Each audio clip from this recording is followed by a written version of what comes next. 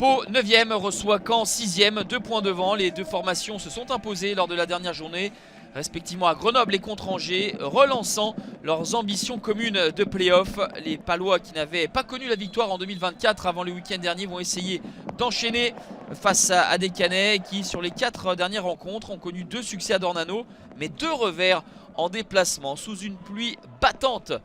Ici au Noustecamp, les deux équipes essayent de mettre le ballon au sol avec des Canets qui vont avoir un contre favorable et l'opportunité d'aérer le jeu.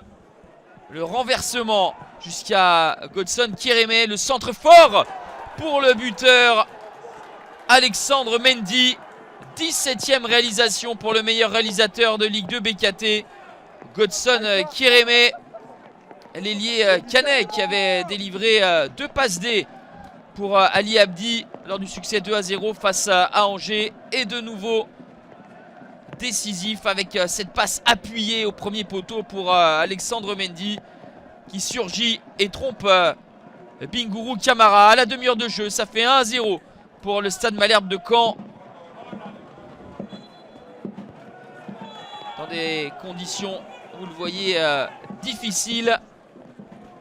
Caen a réussi à tirer son épingle du jeu et vire en tête à la pause grâce à Alexandre Mendy qui avait été buteur lors du match aller. Et la victoire 2-0 des Malherbistes. Quentin Daubin avait été l'autre buteur. On le retrouve ici, Quentin Daubin qui prend le soin de remonter son short et de distiller ce très bon ballon à Godson Kérémé. Le franco-ghanéen remporte son duel face à Bingourou Kamara, marque son 2e but de la saison et surtout le 2e but de la soirée pour les Canets qui break à 20 minutes de la fin. Et Daubin qui a bien fixé et bien synchronisé sa passe avec l'appel de Godson Kérémé qui glisse astucieusement ce ballon entre les jambes de Bingourou Kamara. Une seule victoire sur les 9 derniers matchs de Ligue 2 BKT pour les Palois. Et là, l'affaire semble compliquée, même s'il n'abdique pas à un quart d'heure de la fin.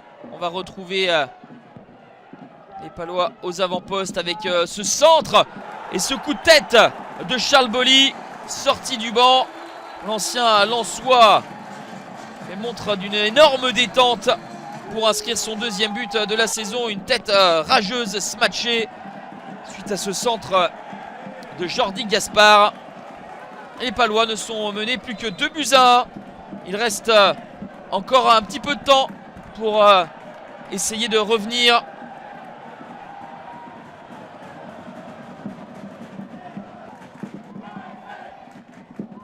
Pau forcément se découvre pour aller chercher l'égalisation, mais va laisser des espaces dans la profondeur avec ce but d'Amin Salama.